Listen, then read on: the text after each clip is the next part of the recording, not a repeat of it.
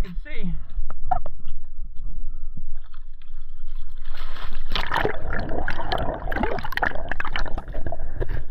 Welcome back underwater, everybody. I do appreciate you tuning in. This video will be structured a little different. We're going to cover some diving, and then Madeline and myself are going to talk about the wedding a little bit. I know a lot of you guys had a lot of questions and wanted to see some stuff. Maybe we'll throw some photos up or whatnot. But just to give you a little backstory on how we wanted the food at the wedding to be, we wanted to harvest all the food ourselves, all organic. So that's what we did. About a month and a half ago, I went up to South Florida and had some friends help me get on a deer. So I did shoot a deer, so we had venison, and we also wanted to have a fish option. So the time leading up to the wedding, we did spend a lot of time on the water trying to make sure we had enough fish. We actually had to feed I think it was about 80 people. So it did take some time to gather all the fish. And I just want to be clear about one thing. I recently, in my last video, I had someone contact Florida Wildlife Commission and say that I was harvesting over my legal limit of blackfin, which they were misunderstood. I was actually didn't even keep half of my legal limit of blackfin, but it was just a misunderstanding. I know these videos can kind of give you a misconception of what's actually going on. You only see what I'm showing you, so if I don't explain it, it can be confusing. So just to be clear, this video, the footage takes place over multiple days before someone says I was harvesting over my recreational limit of whatever. So just want to be clear, not looking for sympathy. I understand a lot of times it is a misunderstanding, or maybe people just want to get me in trouble, but I have no interest in breaking the law. I get no joy from being a criminal. There are plenty of fish, and I don't have to break the law to find them. I promise you that. But let's dive in. Enough preaching. So this is some shallower stuff. We were in some shallower spots this day. The diving's been a little slow lately, so we did have kind of to grind it out to get enough fish for the wedding. We've hit everything leading up to the wedding from 20 to 30 feet all the way out to almost 80. We really had to put our time in to find the fish. Nice little mangrove snapper. Waited till that broadside and got the shot that I want. And to be clear, I didn't do all this by myself. I had a lot of help harvesting everything from the deer to the fish. You know who you are. It was quite the process to have enough meats for the wedding. Definitely didn't happen in a day. It took quite a bit of time.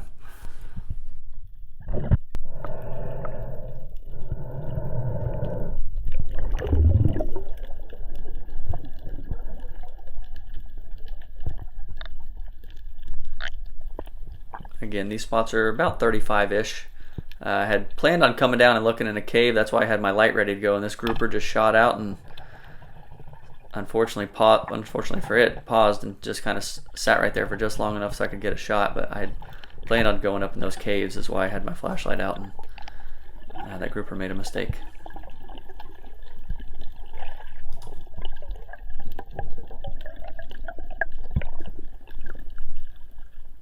As always, brain and bleed.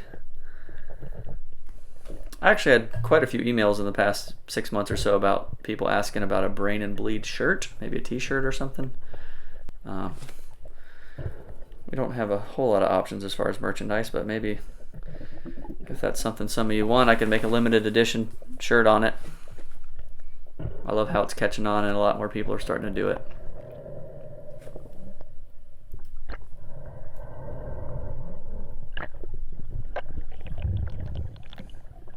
So this is some deeper stuff.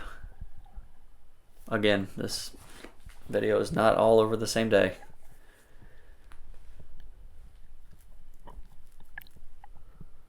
Some triggerfish off there in the distance. This was an edge.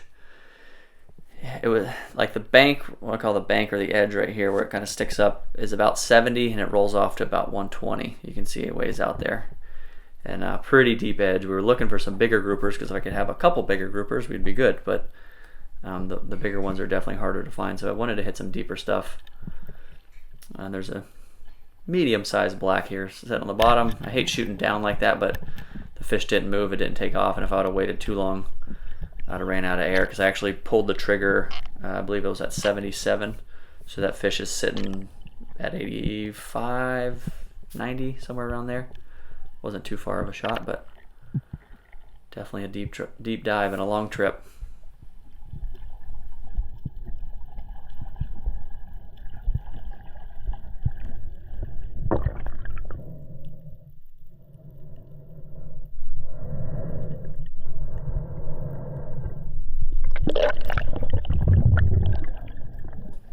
And as I said, there were other people that assisted in the harvest. They just didn't have cameras on, so you're only seeing my view.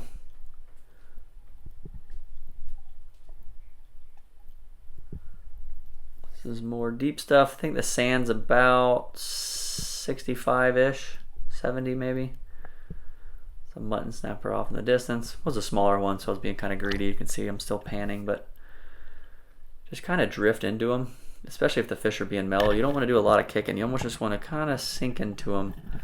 They definitely can sense your movement, sense your intentions. And because I shot that fish and it went down into the rock, I wanted to get behind it instead of just grab the shaft and pull it up. Sometimes fish will tear off like that. If you hit them close to the rock, it doesn't go all the way through. That flopper can bounce right back out, or not completely deploy, but nice little mutton snapper there.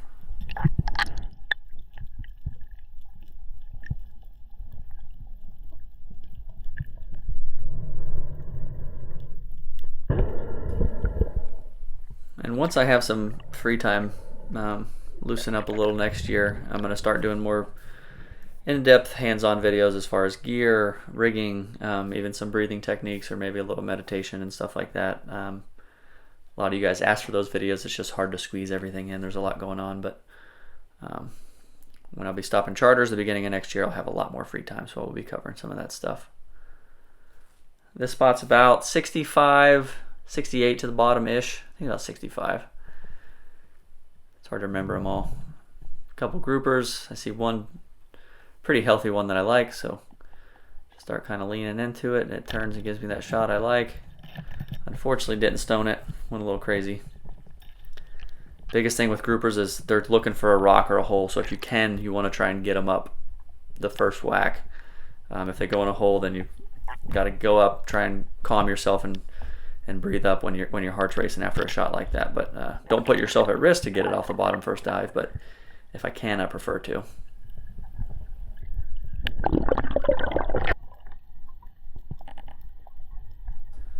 So this is actually the last day we had the weather to dive before the wedding, and this is in the afternoon.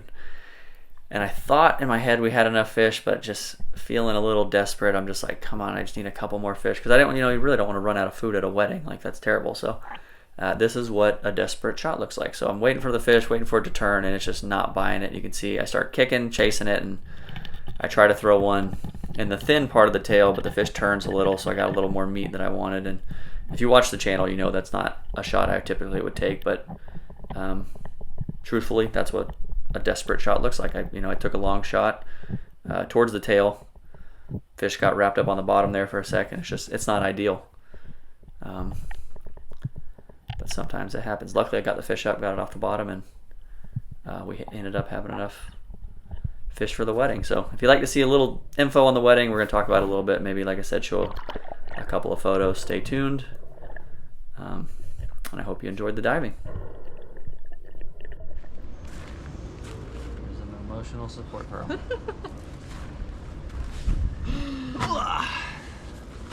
Well, I hope you guys enjoyed some of the harvesting, but we wanted to talk about the wedding a little bit. A lot of you guys have been asking all kinds of questions about it.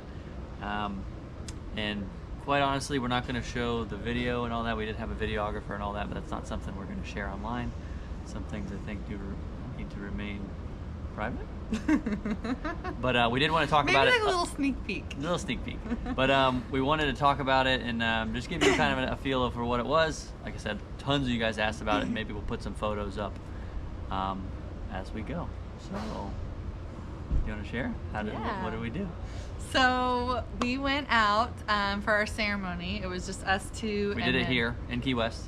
Yes, so it was here in Key West, and we actually left about 10 minutes from our house to an island with Will, who was our officiant, and my best friend, and our photographers, and it was just a really special, secluded, private moment with us. And then we came back to one of our really good friends' house here in Sugarloaf Key, and had a big old party reception in their backyard. He's got a big, beautiful house right on the water, faces sunset, It's kind of on the corner.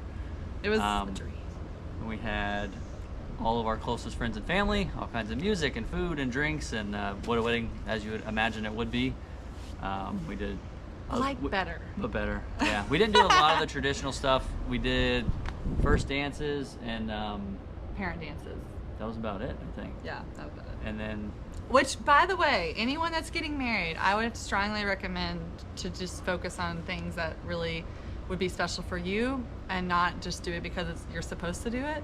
Because I feel like it let us have so much more time with like the people that were there to celebrate with us, rather than getting pulled to like, oh, we need to do this at this time. Yeah, we cut a lot of traditional things out, and it was really nice because we got there, did what we wanted to do, and then it was enjoy your time with your people. Yeah, we had like such intentional like and everything. It was so great. It was awesome. Perfect. Yeah, like I said, we'll be throwing some photos up. We had a dance floor made of rugs to match Madeline's personality. Yes, we were barefoot, so rugs for the dance floor was perfect. We had little twinkly lights, and we did our last farewell dance. We did surrounded by sparklers, all our friends and family. It was one of those spiritually magical moments I've ever felt in my entire life. Yeah, it was like we were like in an energetic love vortex, it was pretty cool. It was surreal.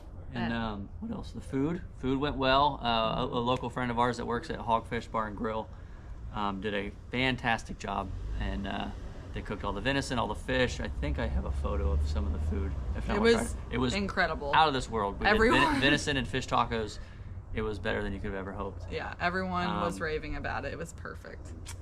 And beautiful sunset. Yeah, it was calm. It was cool, calm. It was like 75, little bit of breeze, no rain. It was flawless. Was the day. I don't think anything happened. I feel like it went off without a hitch, as they say. Oh my God. Is that the saying? No. I don't know. I feel like all day too, everyone, us definitely said it a lot, but a lot of other people too that were with us were just like, I feel like everything's just going so perfectly and so smoothly and like so just like stress free. And that's no hiccups. Yeah, and that's exactly what we were hoping for. So it was just truly the best day ever. And next we have honeymoon. Well, we're doing what's I was like a mini moon. Mini moon apparently is the thing. We're going up to North Carolina for a couple days, and got a little shack in the woods, have some fires and drinks. It's not a shack. It is a very nice renovated Airstream with like a hot tub and a fire pit. It's a phrase. No, it's a little in the woods. It's really cool. So we're doing that. We're gonna be there for 4 or 5 days, and then we're gonna try and plan a big honeymoon in the spring. Hopefully, we'll see how that goes. We're gonna manifest that. We're gonna try. Happen. We're shooting for somewhere in the Pacific for about a month in the spring, so we'll see how that goes. But yeah, it was everything we could have ever dreamed of, and wanted to share it with some of you guys. Got me some bling. First piece of jewelry I think I've ever worn. But